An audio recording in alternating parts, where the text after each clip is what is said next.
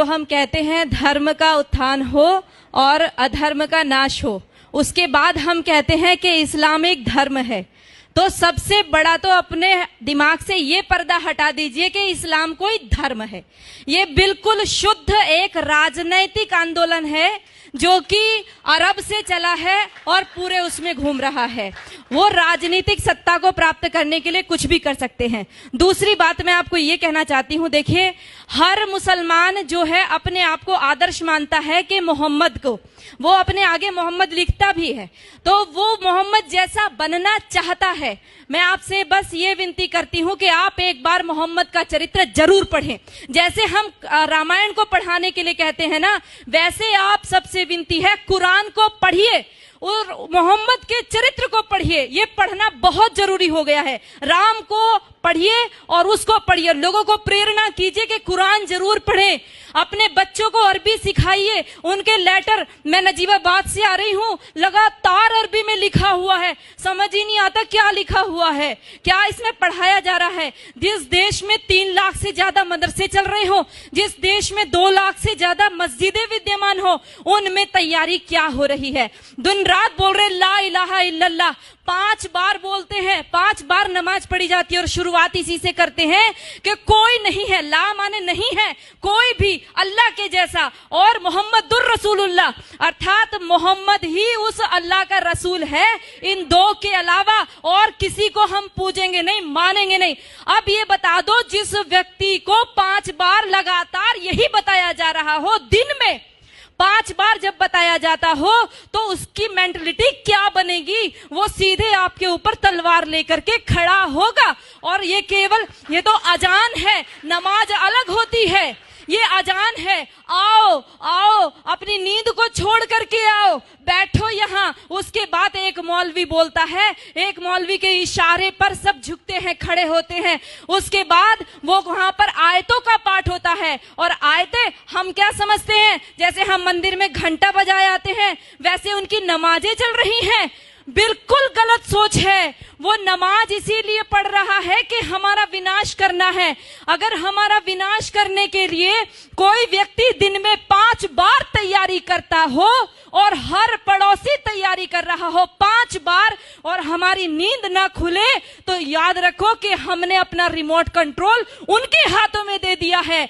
उनको प्रॉब्लम हमारी गाय से नहीं है, उनको प्रॉब्लम हमारी माताओं बहनों से भी नहीं है, उनको प्रॉब्लम है केवल हमारे अस्तित्व से। जब तक एक भी हिंदू बचा हुआ है, तब तक उनको प्रॉब्लम है। उनको तब तक लगातार जिहाद करने के लिए कहा गया है, और लगातार हमारी माताओं बहनों के साथ अत्याचार दुराचार करने के लिए कहा गया है। कोई पढ़ करके तो देखे उनके, वो रोजा किस लिए रखते हैं, कोई पढ़े रोजा किस लिए रखा जाता है। रोजा कोई नवरात्रों जैसा व्रत नहीं है, कोई नवरात्रों जैसा व्रत नहीं। आज हम रोजे को नवरात्रे के साथ जोड़ रहे हैं। हम नवरात्रों में अपनी माँ दुर्गा की कल्पना करते हैं, उसको जीवन में उतारने की कोशिश करते हैं। जितनी मोहम्मद ने लड़ाई लड़ी थी, सारी रोजे के टाइम में लड़ी थी, और सारी की सारी तैयारी करने के रोजा इसलिए रखा जाता है कि आप लड़ाई लड़ोगे, जंग लड़ोगे तो भूखा रहना पड़ेगा। अब उस भूख प्यास को आप कैसे सहन करोगे। आप रोजे का असली शब्द ढूंढ करके लाइए। उनके अरबी कोश में सोम शब्द है, जिसका अर्थ है घोड़ों को भी हफाना, अर्थात घोड़े भी तैयार करना और खुद अपने शरीर को मजबूत करना। अगर उस रोजे की इफ्तार पार्टी में सारे के सारे हिंदू जाकर के बैठते हैं, आश्चर्य होता है जब लखनऊ के मंदिर के मठाधीश भी जाकर के रोजे की इफ्तार पार्टी मंदिर के अंदर कराते हैं, और हम सब लोग केवल फेसबुक पे 1-2 गुस्सा निकाल करके रह जाते हैं। मैं आप सबसे विनती करना चाहती हूँ, याद रखो इनके 5 स्तंभ, जिसमें कहा तौहीद, एक ही ईश्वर है, एक अल्लाह है, उसके अलावा हम किसी को मानते ही नहीं है। हम कहते सर्वधर्म संभाव। अरे लानत है हमारे ऊपर, 1400 साल से जिन लोगों ने केवल कत्लेआम मचाया हो, आज भी हम उनको धार्मिक कह रहे हैं। वो अल्लाह के अलावा और किसी को स्वीकार नहीं करेंगे।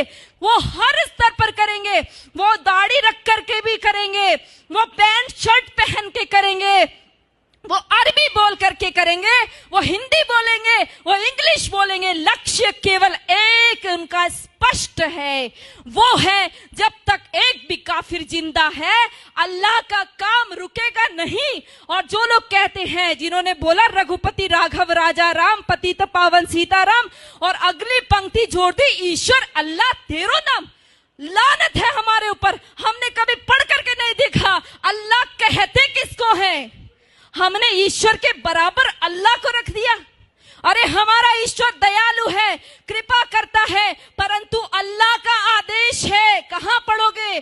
कुरान पढ़ोगे। अल्लाह का साफ आदेश है, जो मेरे को नहीं मानता, जो जिब्राइल मिकाइल को नहीं मानता, जो मोहम्मद को नहीं मानता, वो काफिर है, और काफिर वाजिबुल कत्ल है, वो कटने योग्य है। इतना ही नहीं कहा, जब रमजान का महीना खत्म हो जाए इनको घात लगा करके मारो। पढ़ो सूरा तौबा, पढ़ो सूरा अल बकरा, सारी की सारी कुरान की सारी ये आयतें पढ़ करके देखो, आपको साफ स्पष्ट पता चल जाएगा। हम सोचते हैं कि उनकी हज यात्रा, हम सोचते हैं उनकी हज यात्रा हमारी अमरनाथ यात्रा जैसी है। अरे पढ़ो भाइयों, यदि उनकी हज यात्रा हमारी अमरनाथ जैसी होती तो वहां पर सब लोग जा सकते थे, केवल मुसलमान ही क्यों जाते हैं? आज उनके ऊपर वो वहां से हमारे भाई पैसा भेजते हैं और वहां से वो अपनी सभ्यता को भेजते हैं। उनको कोई एम्बेसी में राजदूत भेजने की आवश्यकता नहीं है कि भारत में आप हमारे अरबी कल्चर का प्रचार कीजिए। ये सारे बढ़ाए हुए दाढ़ी, ये सारे ऊंचा पजामा और नीचा कुर्ता पहन करके सारे वहां से सीख करके आते हैं और अपने आप यहां पर आकर के सिखाते हैं।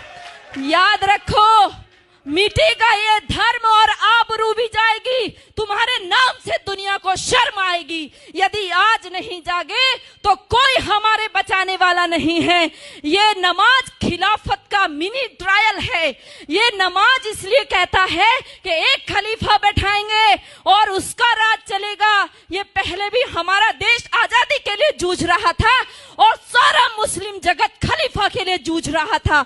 इतिहास पढ़ करके देखो, मालाबार में जो युद्ध हुआ, हमारे लोग जो मारे गए वहां की महिलाओं के साथ, क्योंकि खिलाफत आंदोलन फेल हो गया। टर्की में खलीफा था, उसकी खलीफाई चली गई, खलीफा छोड़ करके इंग्लैंड भाग गया। वहां से इनको गुस्सा आया, आक्रोश हमारे हिंदू माताओं बहनों के ऊपर निकाला। वो जो लेडी रीडिंग को पत्र लिखा था हमारी हिंदू महिलाओं ने, कभी पढ़कर देखो, उन्होंने लिखा हमारी कितनी दुर्दशा हुई है। हमारे सामने हमारे बच्चों को, दूध मुहे बच्चों को भाले की नोक पर उछाल करके ऊपर टांग दिया गया।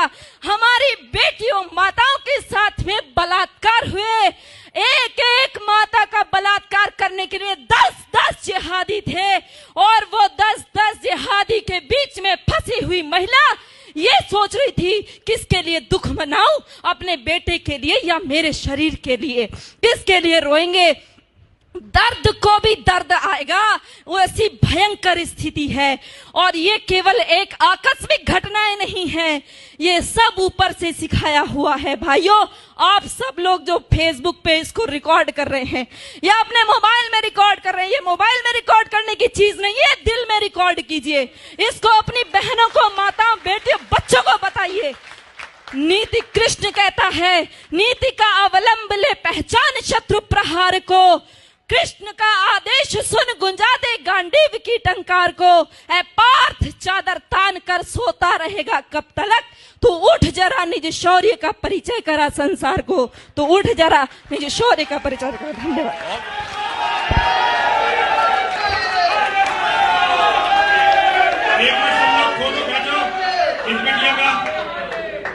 बेटा, ये हमारी माला जो है ये पूरी सोने की नहीं है।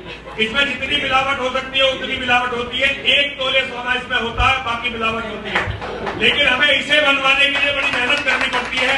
और यतीमा चेतनानंद सरस्वती जो तुम्हें अपने हाथ से इसे दे रही है ना, तुम जैसी बेटी जिस माँ ने पैदा की है ये उसका सौभाग्य है। पिता ने तुम्हें जन्म दिया है ये उसका सौभाग्य है। तुम्हारे जैसी बेटी होना ये किसी भी व्यक्ति के लिए इससे बड़ा सौभाग्य नहीं हो सकता। मैं तुम्हें नमन करता